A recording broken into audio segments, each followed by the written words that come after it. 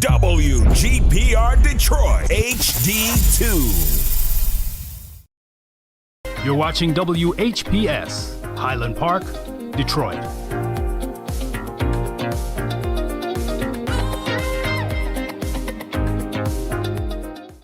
FM 88.1 WHPR, Highland Park. WVIE 107.3 FM Charlotte, Amalia, Virgin Islands. The views and opinions expressed on the following show are not necessarily the views and opinions of WHPS, its affiliates, management, or sponsors.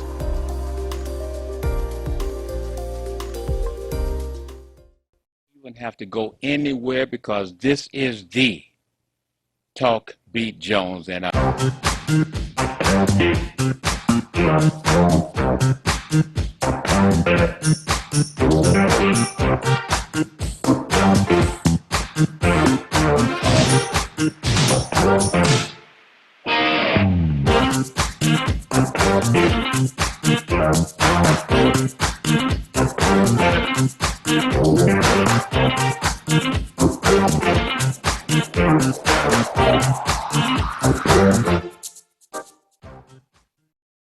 This is the Talk Beat Jones, and I am Billy E. Jones, and want to thank you for being with us today. And, you know, whatever day it is, it's a good day. And wait, I got someone ready for right now. Let's do this.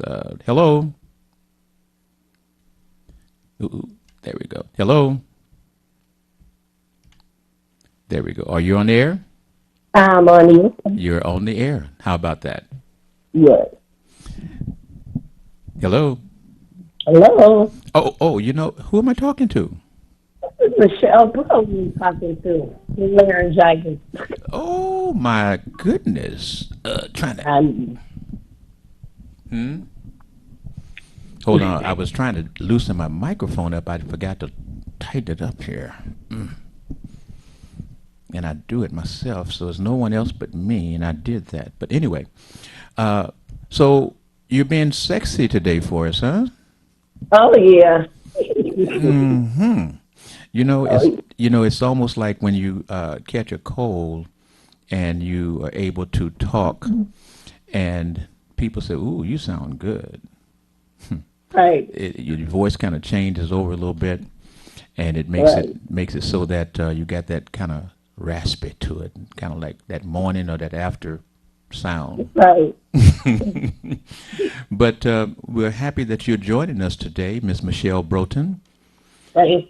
And we miss you every time you're not here. We really do. Yeah, and I miss you, Mike. Okay. We're going to let you hold it and rest for a moment as we say to the folks of the world that this is the Talk Beat Jones. And again, family, we want to thank you for joining us. Remember, call and tell your rest of your friends to join in on the Talk Beat Jones. Remember, we're on the air. Our show is live every Wednesday from 10 a.m. until 11 a.m. And it makes it so that you can sit back at that time and just enjoy yourself. Get the great information that we're going to bring to you every Wednesday from 10 a.m. to 11. Is that right, Miss Michelle Broughton? That's absolutely. And, people say, well, Billy, what about the calls? The calls are the calls from folks who want to talk and want to call and talk. Our program is the program that people will listen to, and they say, well, this is really something. They're giving us great entertainment style of giving us information. They're giving it so that if we choose to call and talk with them and bring information that we have, we can do that. Right. And you can change the subject anytime that you choose to on the Talk Beat Jones, because we have the type of personnel that can float with you, can flow with you, can kind of be there to make sure that you get the interaction of respect for your views. Don't have to enjoy it in terms of saying we agree, but you have a chance to put it out there and say what's on your mind. Miss Michelle Broughton, we missed you. Is there anything, before we get into the children, anything else that is on your mind that we could receive from you to start us off today? Well, we're still in the middle of an election. We're gonna And that's probably we're gonna bring her why I phone lost her my sound voice. down just a little bit. Walking, knocking doors, trying to get people engaged in the vote that's coming up. You're knocking doors, trying to get people interested in this. Voting. Yep, in November. That's a question now. How is it that the people that are doing that are there any excitement from the people that you're knocking on doors and talking with the people, or what is the in terms of the people? What is the feeling? Is it that people don't really care at this point? Are people saying, "I'm excited about the election. Where do I go to vote, etc.?" How is that working? Well, it's like half and half. You know, most of them know who they want to vote for. Some of them don't know who they want to vote for. And the thing is, if you don't vote, then we can't make change. That's my whole thing. When you have to vote, you have to vote in numbers in order to make a change. So there's not, and it was so much controversy when I go out and knock on the doors. You know, people are like, well, they're all crooks. You know, I hate to say that, but that's what the people were saying. You know, every time you turn around, somebody's going to jail. And I said, but now, when you say when you turn around, somebody's going to jail, about to go to jail, whom are they speaking about? Are they talking about our council people or what? Yeah, talk about the council people at this particular point. So at this point, as you're going about, the people are letting you know that they don't have the confidence in the system with the people that have been elected, and actually with the people who have been elected. Could that have had a bearing in terms of some of the policies that we're under in Detroit at this point? Probably, but what I always tell people is when you elect somebody, you just don't let it go. We have to check them, stand behind them, verify what they're doing, you have to watch them. You know, if they think they got it, if they have a popular name, they don't owe anything to the citizens, and they do what they want to. But if we could do a better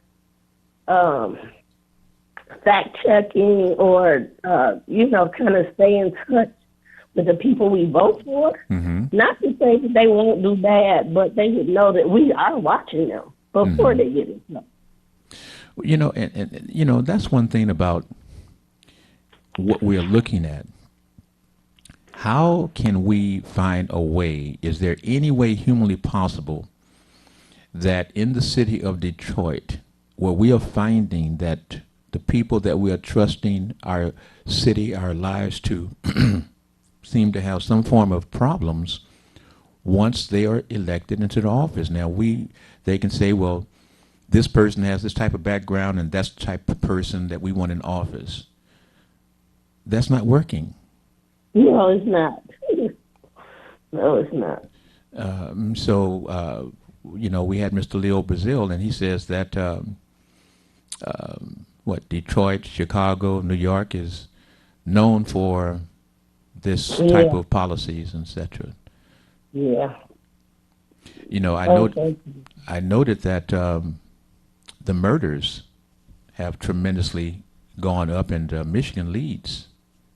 How about that?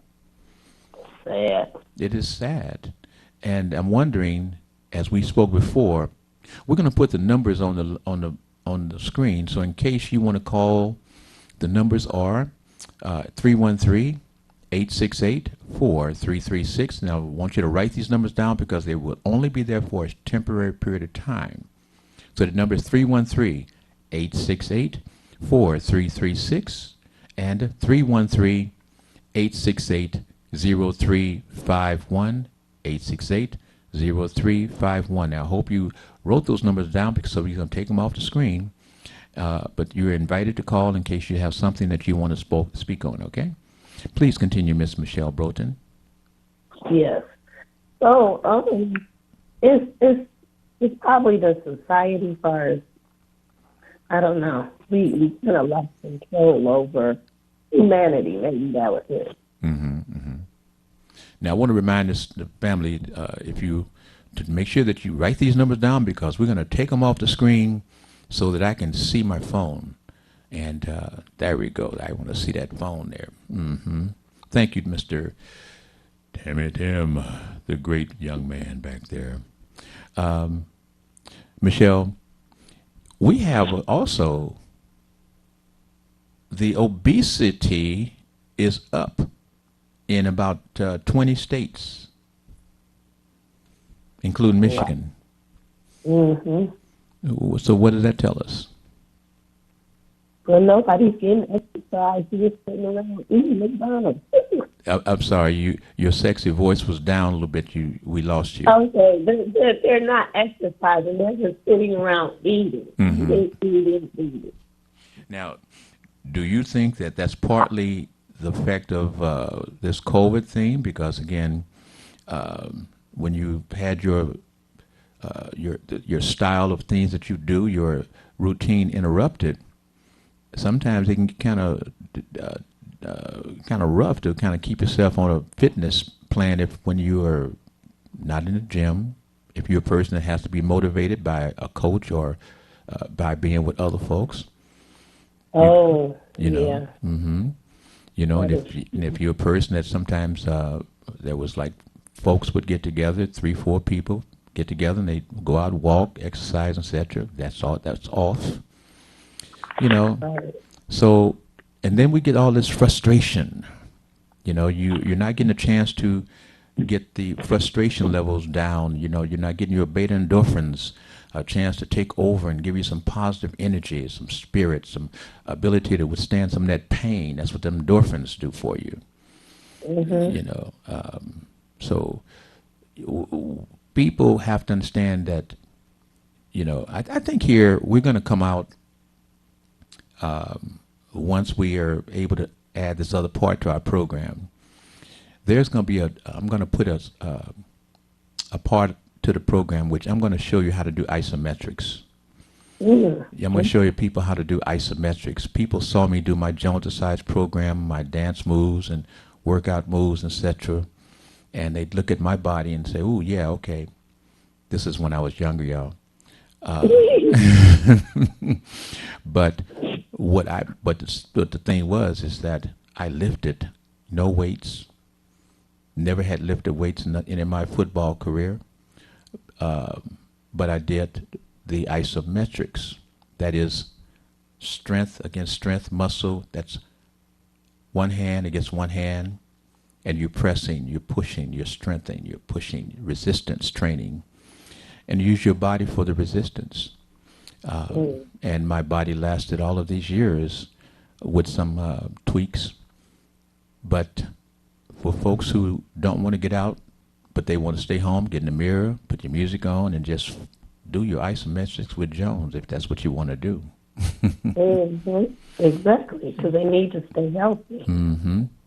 And Miss Michelle Broughton, guess who's going to become your fitness coach? Yes, ma'am. We're going to become your fitness coach.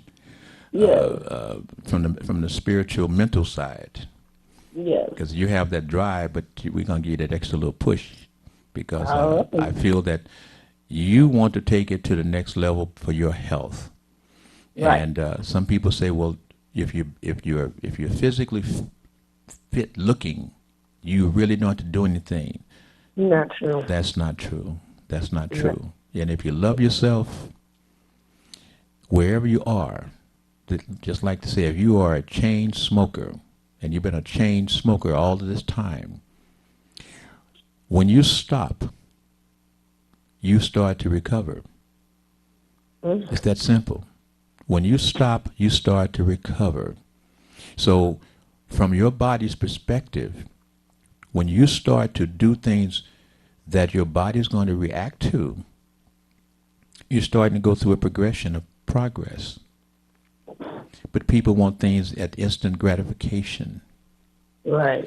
But like I said, when we did the Jones exercise, we showed folks how to do it, how to have fun with it, and how to love themselves and tell themselves, I am fine. I am fine, because so many people, my business of Jones exercise was with ladies only. Why? Okay. Because ladies who went to try to get themselves in condition to lose weight and do those particular things was having problems with their husbands, boyfriends, that special guy, because the question would be, why? Why are you going to make a change? You trying to attract someone else? Is that what you're doing? You losing weight for who? You trying to get that attention, aren't you, girl? So you don't want to have that disruption. You don't want to have men coming in and looking at other women while they're there to pick you up or there to, quote, watch you work out. So my program had, you couldn't come pick your wife up inside the club. You couldn't come and visit and sit down and say, well, nope. This was a woman safe free zone. And that's the way we worked that, and that's the way we continue to do our program. And women found from miles around, from all around, came from everywhere to be in that club. And they could have gone anywhere in the world they wanted to, basically, because they had the money and stuff. But they came to the Joneses because of the camaraderie and the safetiness that we offered to all women. And we had judges, doctors, lawyers, corporate officials, wives of athletes. We had women who were on Section 8. We had women that were on the who needed that special help. So, but when they all came in and got on those leotards and tights, and you had to have, when you had your leotards, you had to have tights, because I don't see your bare legs. Right. I got you going through different movements, and I don't want to see nothing. So the equality of everybody being in the leotards and tights gave them equality. So they didn't know if he was a judge. They didn't know if she was just a person that was a house mother. They bonded. Right. They bonded. That's the beauty. They bonded. No matter what their backgrounds were outside of the club, they bonded, ladies. And that's what we're going to bring back to you. I've been waiting and waiting and waiting and waiting and waiting, and I've been doing my due diligence and basically starting to get myself in condition again, y'all. So I want to let you know, when you're looking at these folks who's back in the 70s, 80s, 90s, and they're making a rebirth on the entertainment cycle, I'm saying, well, wait a minute. That was back in the 70s when they was performing. That was back in the 80s when they was performing. And they getting paid all this money to come and perform now? Well, wait a minute. I'm kind of competitive. So, Michelle, we're going to have fun because you'll be an example. We'll have you as an example. You're already on your lemon burn. That's right. How is that coming for you? It's coming good for us, I know. Well, that helps. That helps, because you stay with that part. Now we've had our social hour. Tell us what is going on with the schools. Well, this week is count week. So right now they're trying to count all the bodies to make sure that they've captured all the students that they were supposed to have. So that's what's going on this week. Testing, and then as far as our skills are concerned, Michelle, could you do one thing for me? Let's try this. Yeah. With your heavier voice, can you move back from your phone just a little bit? Let's see if we can clear you up just a little bit. Okay. There you go. There you go. Okay. That's better. So this week is count week. So they're trying to capture the numbers of students that belong to the school. That's what they're doing now. 2 weeks ago, the football team couldn't play because the kids were positive with COVID. So that was going around with the football teams. So it's a mixed bag, you know. It's a mixed bag. Now, what about the changes that they're making in terms of are they tweaking the system with the children back in school now, or is there just going ahead and some of the districts are doing it one way and some of the other districts are doing it another way, or how is that working? Well, our district, we still, the kids have to wear the mask. I hear in other districts, but I can't remember which one. They're telling the kids don't wear the mask. So it's crazy. But at our school district, the kids still have to wear the mask. Yeah. And, is that from, what's that, kindergarten up, or is that from a certain Right. age? Kindergarten through 12th grade. Now, how are the teachers and the students, how are they finding the comfort level with everyone in the classes, in the classroom, with the mask, and in terms of a discipline problem? Do they have problems with children in the class that actually take the mask off because they're not comfortable with it, or how does that work? Yeah, you every day constantly pull your mask up, Where's your mask? So Okay. that's the kid stuff. Mm-hmm. But that comes from home because the parent needs to tell these kids how important it is to wear the mask. Right. Mm-hmm. But see, when we're talking and we start generalizing with our parents, I believe that we give parents the responsibilities that some parents just cannot handle, in that putting that discipline into your child, and if you don't know how, if you were raised and you were not given a defined area in terms of what is discipline, how do you bring a child up, or how do you bring your brother or your sister up, or your child up, and then we look at all of the mental dysfunctions in America that we have to look at, and then those folks are our brothers and sisters and cousins, aunties, etc., and they have problems. They're parents, but they have problems. So those children are not going to get what we say, well, that should be shown or taught at home, when they have a parent that is not able to function in that style of understanding. Right. Exactly. So how do we deal with unruly children during these times? Right now is one of the time they do have counselors in school, and we send the kids to the counselor. We have a culture advisor, so they go to that person. But they do have other people in the school that the students can talk to, so they can get a better understanding of how they need to stay safe within the school building. I was looking again, and it says Michigan outpaces U.S. on homicides, increased small in Detroit, but the city's murder rate is still ranks third. Is that a reflection of Detroit in your mind, or are we living unsafe in Detroit, or have we are just going about our normal pace of violence? Well, I can't really put 100% in the news report because they include Southfield, Dearborn, Allen Park as Detroit, the Metro Detroit.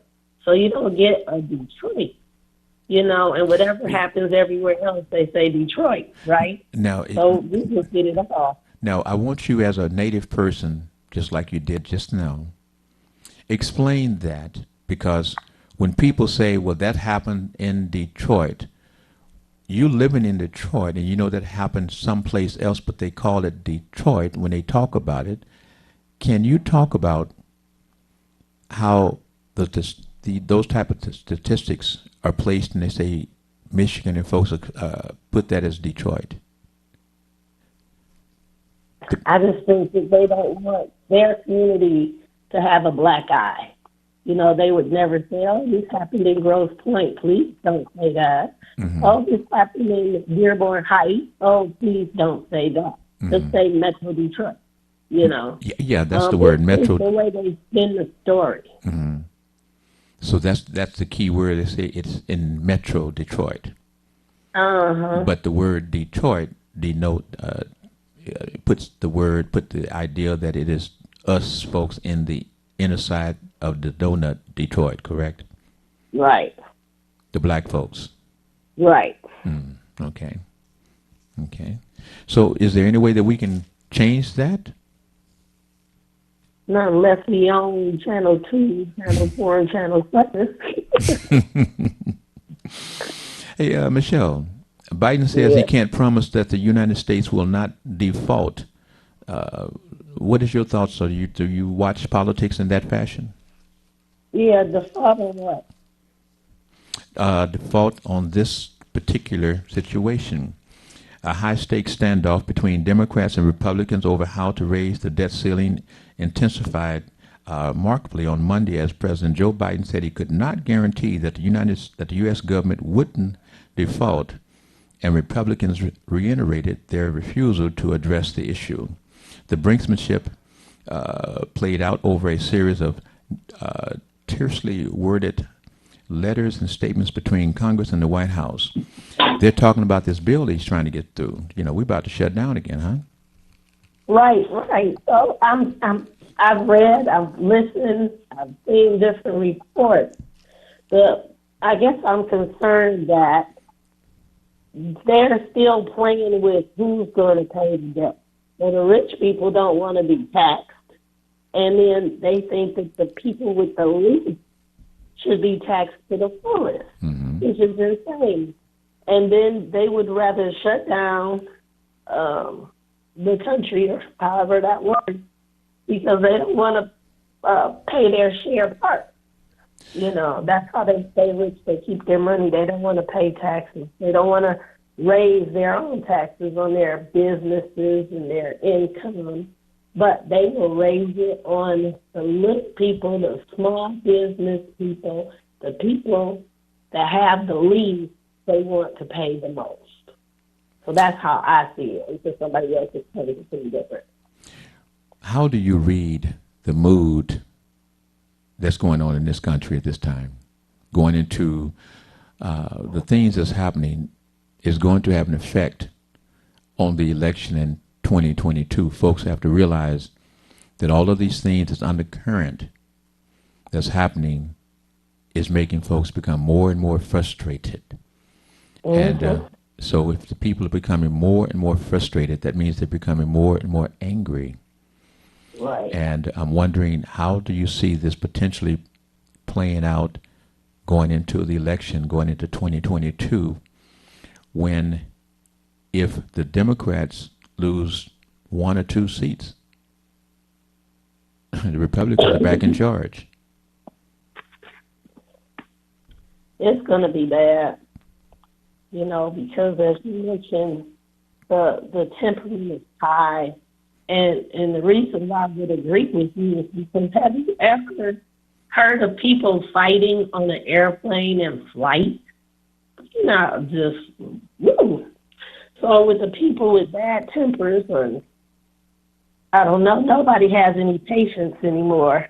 And anything is a reason to explode. And these elected officials, they too are going through some stuff.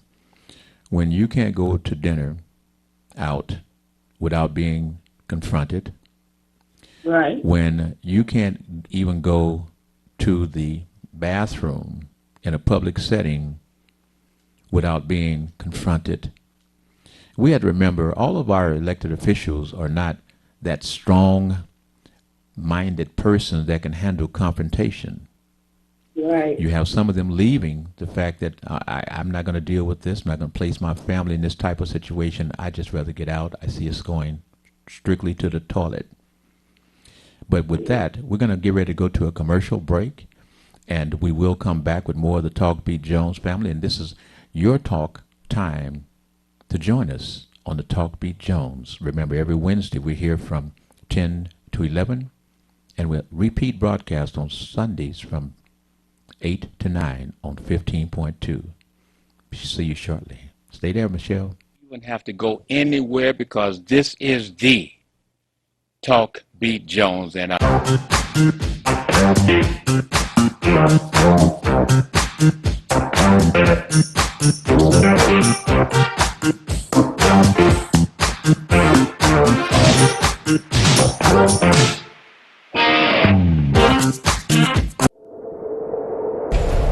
Justice for Mario Willis. Truth. Facts. Evidence. Mattered. Log into justiceformariowillis.com. Read for yourself.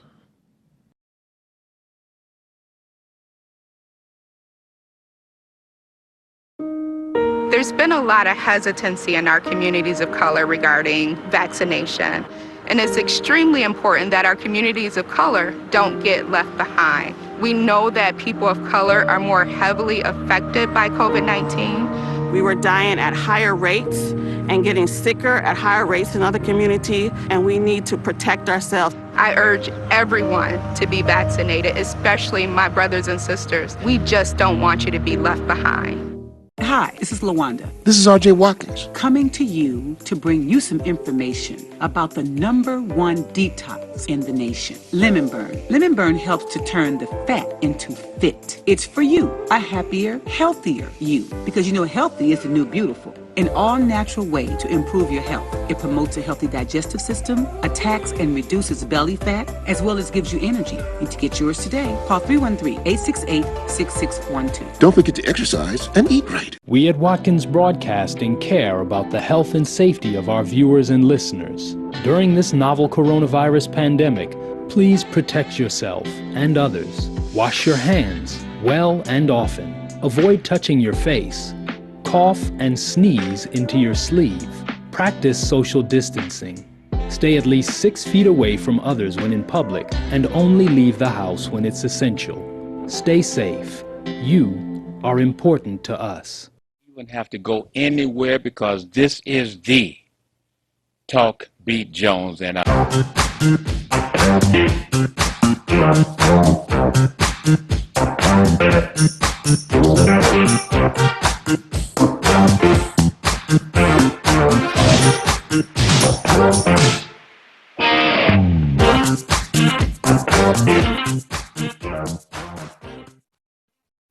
This is the Talk Beat Jones. Once again, I am Billy Jones, and my special situation here is bam. Do it this way, Billy. What you got is Miss Michelle Broden on the line with me. And Miss Michelle Broden, oops, there we go. There you go. You're on the line now. All right. Gotcha. Don't want to lose you. Because, there's something that you're doing that I mentioned I need for you to tell the family what you're doing besides. And why are you walking the streets, knocking on doors? That does not sound right. Tell me what? As a precinct delegate, I am trying to get people engaged in the voting process. Okay, now wait. Now you got to step back in the microphone again a little bit. Okay. There you go. Say it again. As a precinct delegate, I'm trying to get people engaged to becoming active in voting. As a precinct delegate, you're actively working to try to get people involved in the voting process, correct? Correct. And I don't know why. Some good compliments and not so good compliments. So, but if they don't vote and they don't vote in numbers, then the outcome might not be what they want. What I'm telling. Well, it seems that the people don't find the candidates too exciting at this time. No, they don't. So how do we find that? And to me, I'm questioning to a precinct delegate, what makes a candidate exciting to the public? Or is that something that people have shown that there's a template to have a exciting candidate? Well, I don't know about that, but my spiel to them is, if you have people in the race that you can pull a record on, so somebody's running for city council, but they used to be a state rep, you need to pull their voting record And if they voted for the people, that's who you need to support, right? Right. Because we do have a couple of people, I'm not going to call no names because I don't want to get in trouble, but people do your research. And these people that are running for city council have had other public jobs. Look and see how they voted for the constituents, the people, your neighborhood, the contracts that made the conditions of your neighborhood better. That's what I look at. Okay. Well, I want to make the statement that as we're noting that, if we are talking about a candidate in a district or whatever, and we want all persons to know that if you have equal opportunity to call and your representative can call and speak on your behalf, and we'll take that in because it's that time now where Andre Spivey, so he is out. Now, how does the candidates, is there one candidate, two candidates that was going to oppose him, or was it just one? I've forgotten. I think there are two in his district. Now, okay, because of this situation, if we can find out later, as your research can do, because I'm like a lot of folks. I can't even tell you the people who were going to oppose Andre Spivey. And now we know that one of those persons will be your council person. Exactly. By default, people who we say, well, what are they running against Andre? They can't beat him. I mean, what are they doing? So you see, family, you never know. You never know what may happen. So now we have folks who have placed themselves in a position to be your council person. That are they really qualified? Are they really? And I'm saying this because I don't know. I have not. I claim to not have any judgment. Right. But the fact of the matter is, the question, we should have known, had more information. Someone should have been able to call their names without the tip of their tongue, and I'm talking about Billy Jones. And I can't do it. So we have, I can call Mary Waters' name off the tip of my tongue. Oh, yeah. We can call Mary Waters off the tip of the tongue, and the folks that in that race, of course, Mary Waters and Janae Ayers and Nicole. Yeah. Coleman Young. Who else was that? Coleman Young. Coleman Young. Oh, yeah. You don't hear nothing from him, do you? This Actually, he'll pop up and win because he has that name recognition. This is one thing. Let's take a moment and ask about that. I'm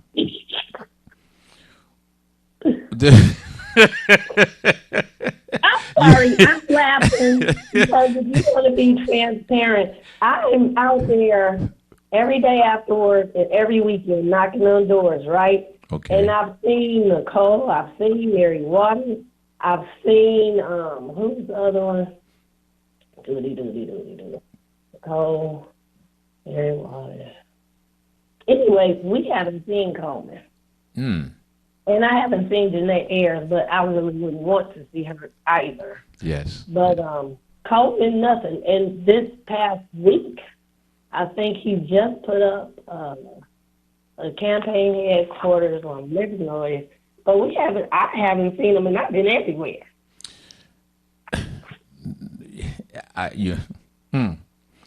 Got me kind of speechless there, Miss Michelle Broughton. I'm just saying. Some people running on name recognition, that's all. So we know that he took a beat down by running for mayor against the mayor Duggan. Right. And so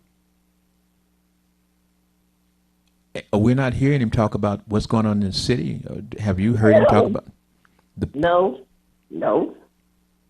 I mean, unless I missed it, I know you read the paper like I do. I don't think I've seen a newspaper article on him unless I missed it.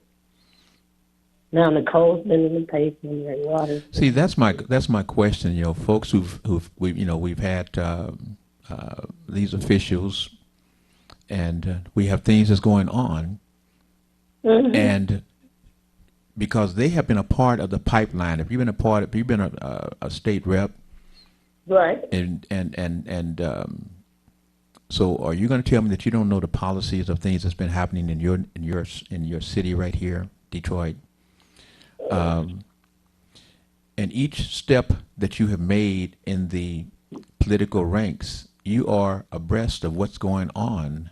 So when we have problems, and if you're out of that platform, then you should be like these people that are writing a book on Donald Trump.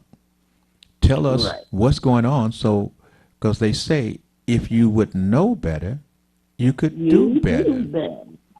So, you know, we get these people that are elected, serve, and then want to do another office, or they're out. But you know where the bones are buried. Yeah, you know where the problems are. Yes. And so I'm asking, why is it that we accept folks walking away from these offices and getting these jobs, these becoming top executives in these companies, and we say, well, is that a payoff? Is that a payoff? You can leave the council and you get a $200,000 a year job? Why you? Why you? Why you? You know, we have to look at these various things that's going on in this political thing. When they say, is the politics of Detroit, is it kind of shaky? Is it shaky? No, it's not the politics. It's the people that run and handle the politics. Right. So we have to have folks who are there, who have that backbone, who have that strength, who can stand up and say no. Take this envelope. In fact, as Leo Brazil and I discussed it, as a council person, he spoke on the fact of how it was done. He spoke on the fact of, as a council person, being taken out to one of our finer restaurants in Oakland, California. He spoke on the fact of being there with the developer. He spoke on the fact of that developer giving him this conversation, etc. He spoke on the fact that there was this envelope on the table. He spoke on the fact, when I say he, we're talking about the council person that was being approached. And he spoke on the fact that the person was letting him know, you know, this is yours, this envelope. And the council person had the intelligence to know what was potentially in that envelope. And spoke of the fact that he was smart enough to know, don't touch that envelope. That's because you're going to leave your fingerprints on that envelope. That's right. Leave that envelope alone. And that's the question that I have to our other council persons who have been put in that situation. Why couldn't you just leave it alone? Right. Because now, what saddens my heart, I know we're on television, but what saddens my heart is I have been able to meet the children of these council persons, of some of the council persons.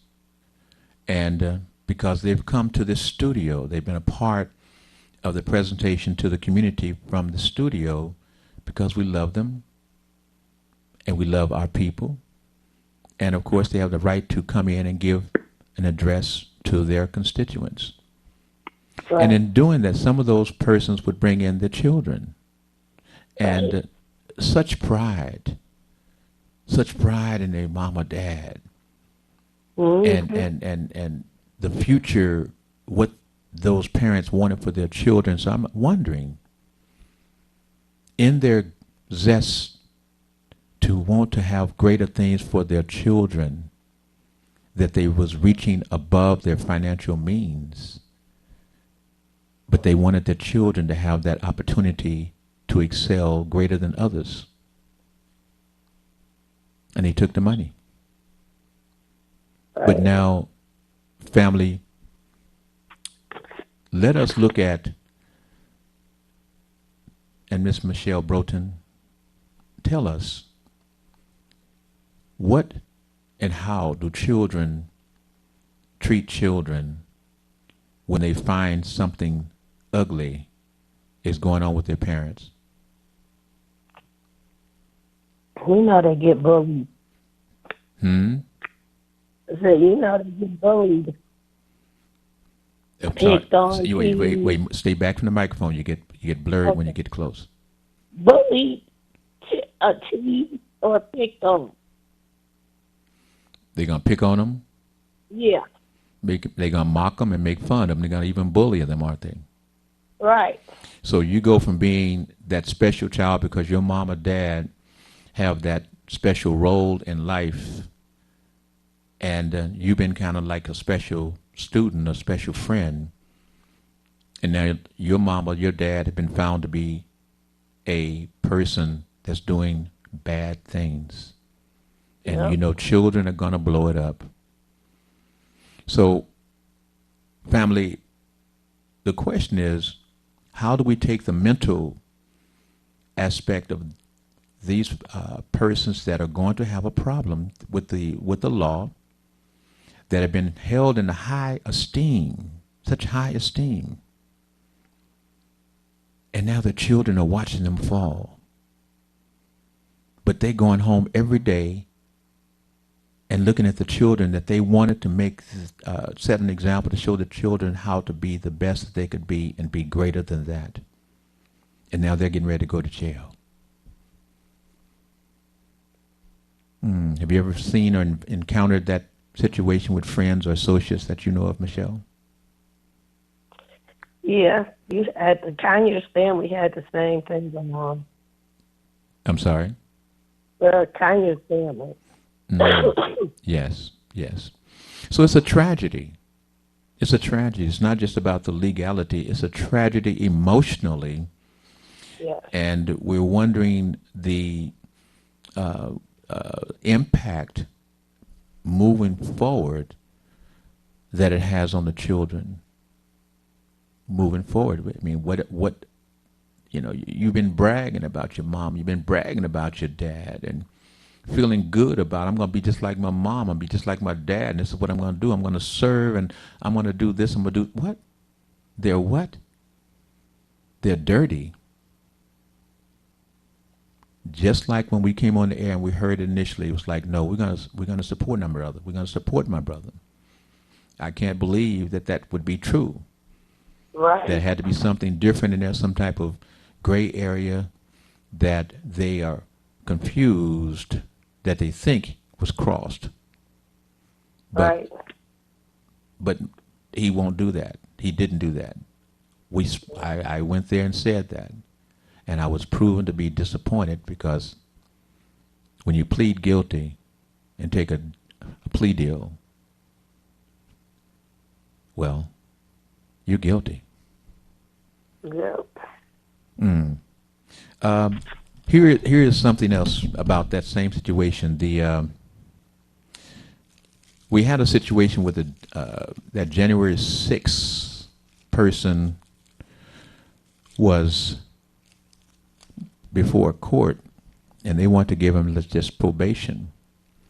That was changed. Judge slams the January 6th unfairness claims. A Texas man who joined the mob that stormed the U.S. Capitol on January the 6th was sentenced Monday to 45 days behind bars, even though prosecutors weren't seeking jail time, after the judge blasted comparisons between the riot that day and the Black Lives Matter protests over racial injustice. The judge called it a false equivalence to compare the actions of people protesting mostly peacefully for civil rights to the mob that was trying to overthrow the government. She said doing so ignores the very real danger that the January 6th riots pose to the foundation of our democracy. The judge's remarks to the case against Matthew Cetra of San Antonio came days after another judge in Washington's federal court suggested that the Justice Department was being too hard on the January 6th defendants when compared to the people arrested during the protests after George Floyd's murder. You have any thoughts? Yeah. There's no justice, no peace. No justice, no peace. You know, and this is the thing is that we're watching is the people who are coming up that participated in that January 6th attack on Washington. What type of situation, what type of sentences are they going to be found guilty? Are they innocent? If they're found guilty, what type of sentence will they be receiving? This person was initially, the judge wanted to give them just give them a probation because that was not as bad as that black thing. Wow. That's just the bottom line to it. Yep, that's it. Now, we have a situation too that we have a commercial on our air. And on our commercial, we have it as Free Mario Willis. Free Mario Willis. Justice for Mario Willis. People have seen that commercial, but that commercial, family, is asking you sincerely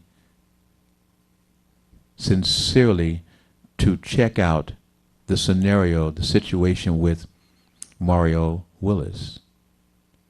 It is so compelling that when you find a person that is serving his time that is innocent,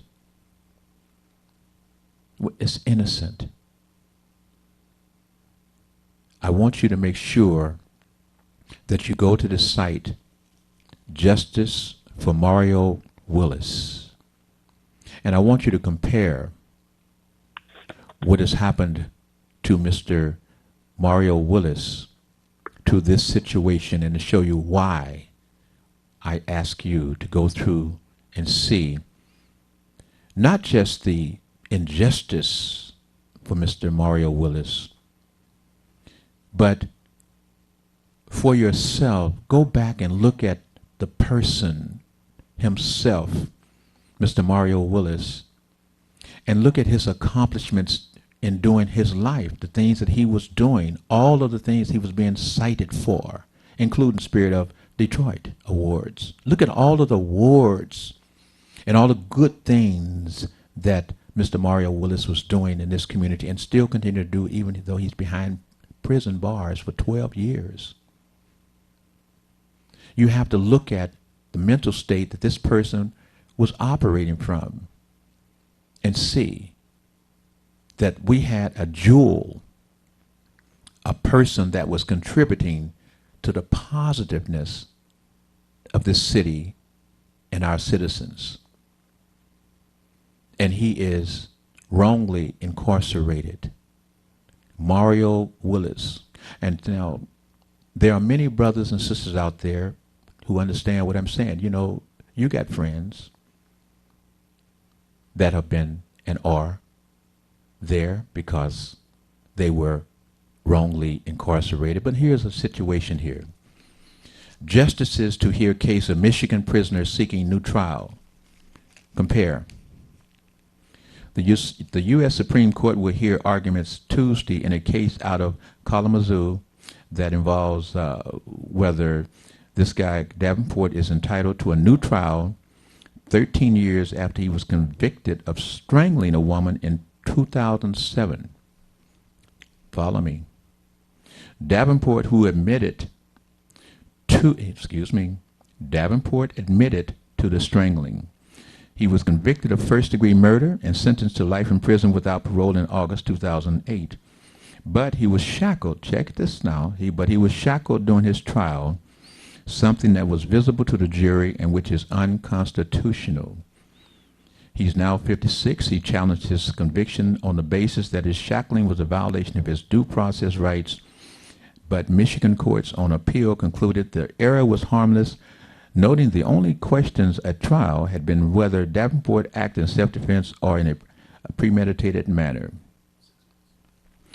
So the issue before the justice is whether federal courts in reviewing such cases from state prisoners, should apply a 1 or 2-step test to determine whether a trial error was harmless. Now, Mario, I mean, this person, I'm just confused. And I'm going to ask you, Ms. Broughton,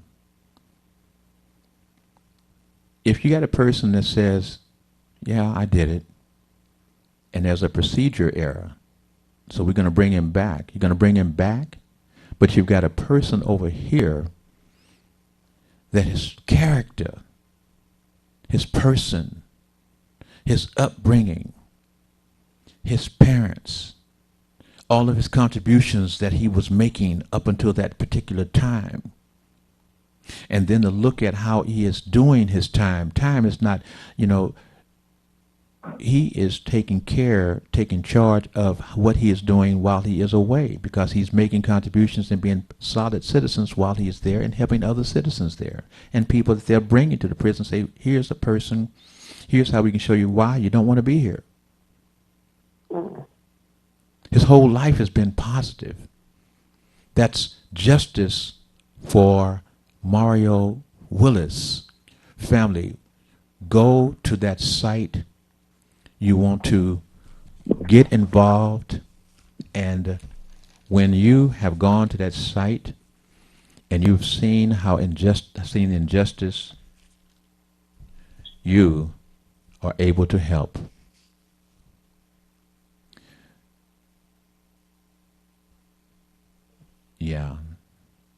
Yeah, you're able to help.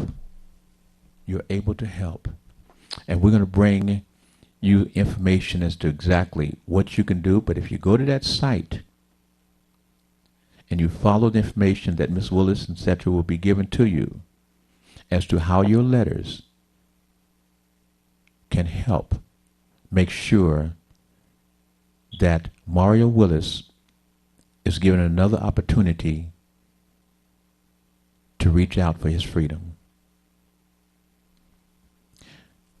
Miss Broughton?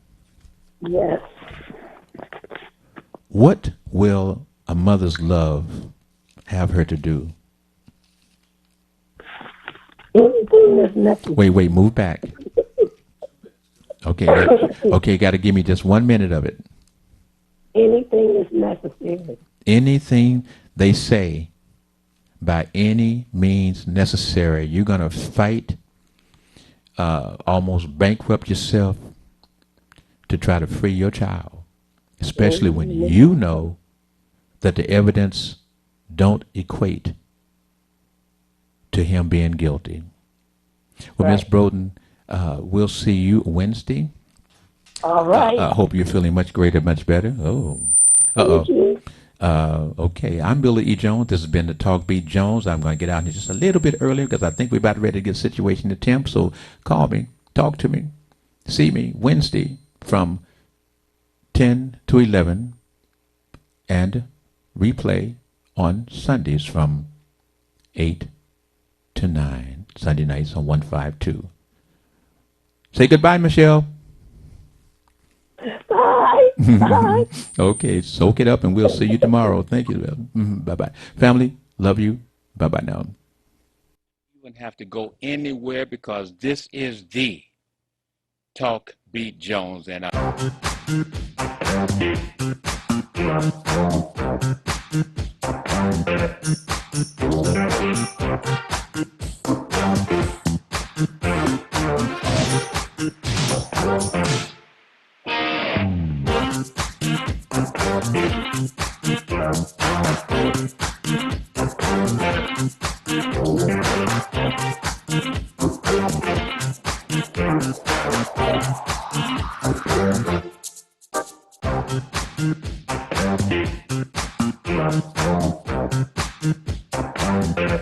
Thank you.